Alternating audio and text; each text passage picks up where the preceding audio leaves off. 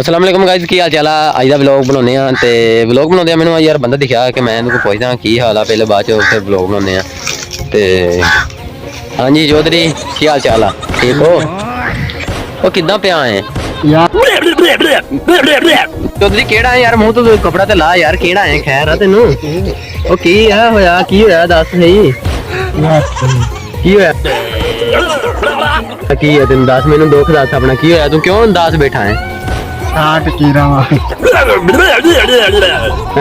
कीड़ा कीड़ा वा यार, ये कहंदा कि मैनू शादी वाला कीड़ा वा, रहा नहीं जाता, तड़प ही ऐसी है ना।